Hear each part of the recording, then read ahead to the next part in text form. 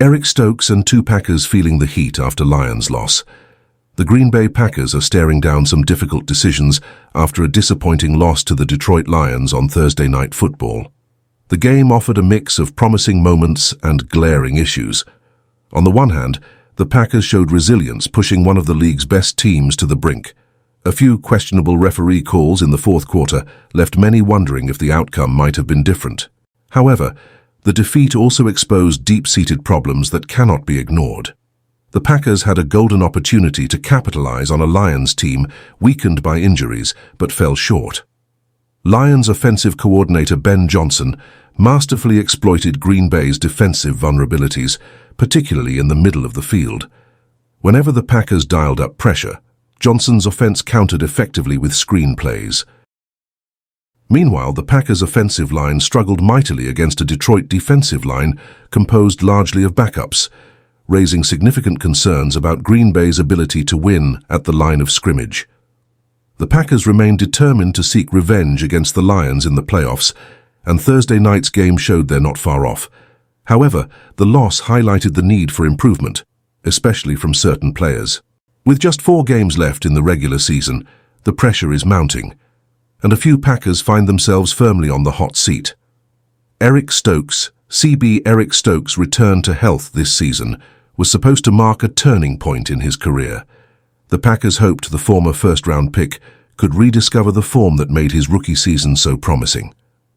Unfortunately, his performances have fallen well short of expectations. While Stokes has managed to stay on the field, his play has been a major letdown. Green Bay's decision to decline his 5th-year option last spring signaled doubt, but even they likely didn't anticipate the extent of his struggles. According to Pro Football Focus, PFF, Stokes has allowed 301 yards and 3 touchdowns in coverage, surrendering a 108.8 passer rating without recording a single pass breakup or interception. His dismal coverage grade of 53.3 ranks 154th out of 209 cornerbacks, and his overall defensive grade is even worse at 159th. These numbers underscore the steep decline in his performance.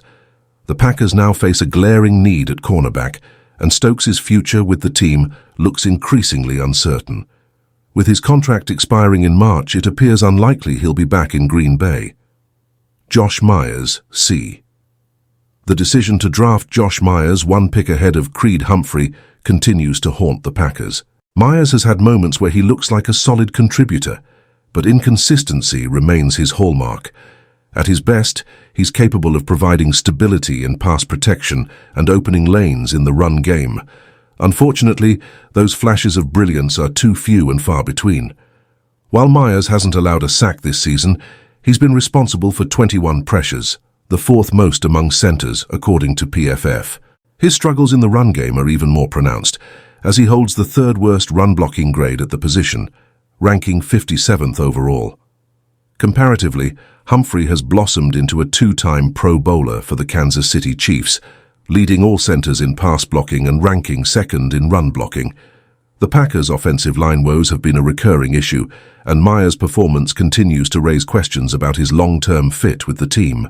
Improvement is essential, but with each passing game, the decision to draft him over Humphrey looms larger.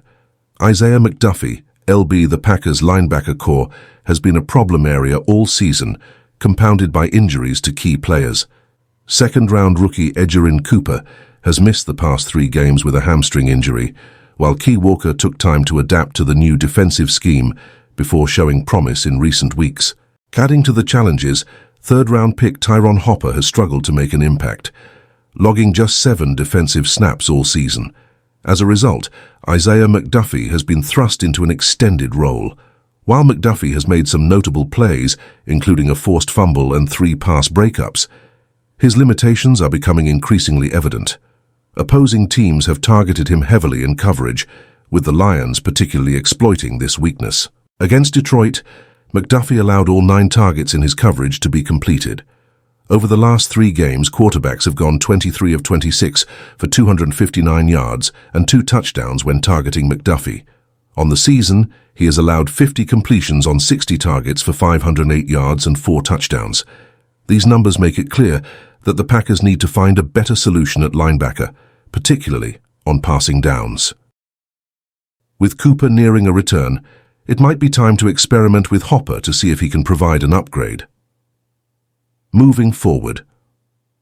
The Packers' loss to the Lions was a sobering reminder of the work that lies ahead.